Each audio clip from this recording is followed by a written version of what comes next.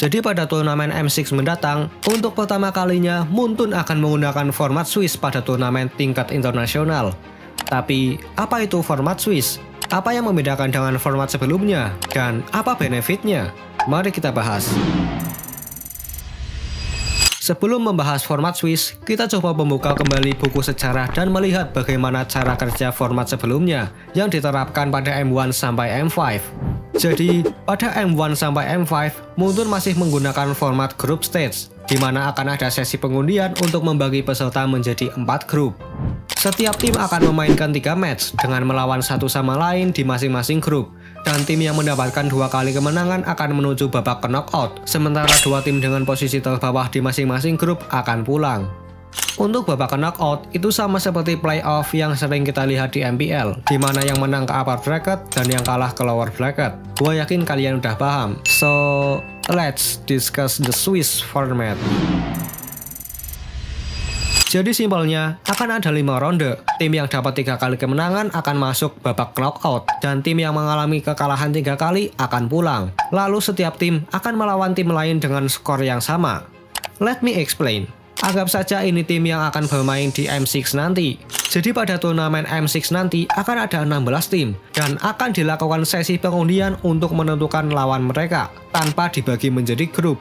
Ronde pertama, mereka akan memainkan satu match dengan sistem best of one, dan menciptakan 2 kelompok yang menang dan kelompok yang kalah.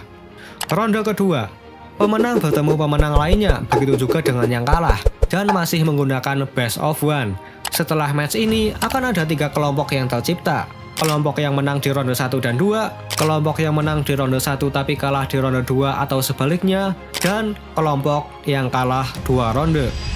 Ronde ketiga, setiap tim yang memiliki 2 poin kemenangan atau kekalahan akan bermain dengan sistem best of 3, dan tim yang berhasil mengamankan 3 poin kemenangan akan langsung menuju babak knockout. Contohnya, di sini tim RRQ dan tim Liquid mendapat 3 poin kemenangan. Otomatis mereka lolos ke babak knockout, sementara tim yang kalah 3 kali akan pulang. Pada ronde ini akan ada 4 kelompok yang tercipta.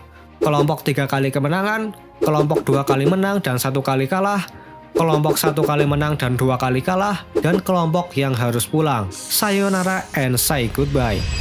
Ronde 4. Ini adalah kesempatan untuk tim dengan 2 poin kemenangan untuk mendapatkan kemenangan ketiganya, dan kesempatan terakhir untuk tim yang mengalami 2 kali kekalahan.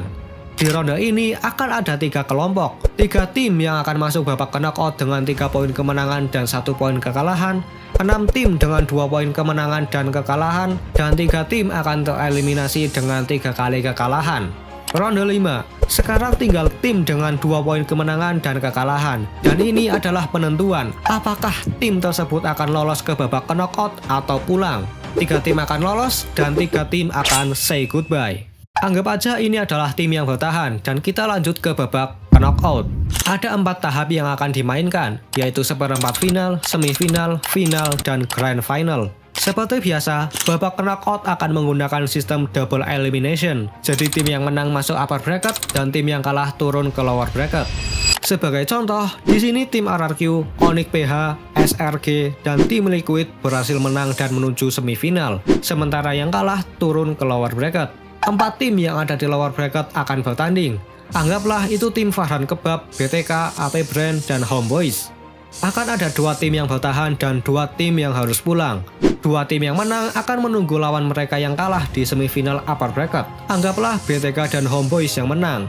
Pada semifinal upper bracket, RRQ melawan Onyx PH, dan RRQ berhasil menang. Amin. RRQ lanjut ke final upper bracket dan Onyx PH turun ke lower bracket. Begitupun dengan SRJ versus tim Liquid. Anggaplah SRJ menang dan tim Liquid turun ke lower bracket. Pada lower bracket, tim Liquid akan melawan BTK dan Onyx PH melawan Homeboys. Anggaplah yang menang adalah tim Liquid dan Onyx PH.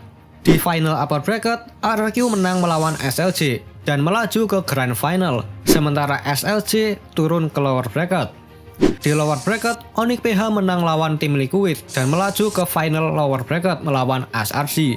Singkatnya, Onyx PH yang menang dan ketemu RRQ di grand final.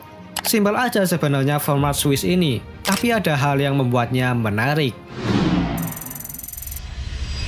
Satu hal yang belum gua katakan adalah pada setiap ronde akan dilakukan pengundian ulang. Jadi para peserta tidak bisa menebak siapa lawan mereka selanjutnya. Contoh, ada 8 tim di kelompok ini. Sebelum mulai bertanding, akan ada sesi pengundian untuk menentukan lawan mereka. Jadi betul-betul tidak bisa diprediksi siapa yang akan menjadi lawan mereka selanjutnya. Dan ini berlaku di setiap ronde. Tapi apa keuntungannya? Tentu saja ini untuk drama.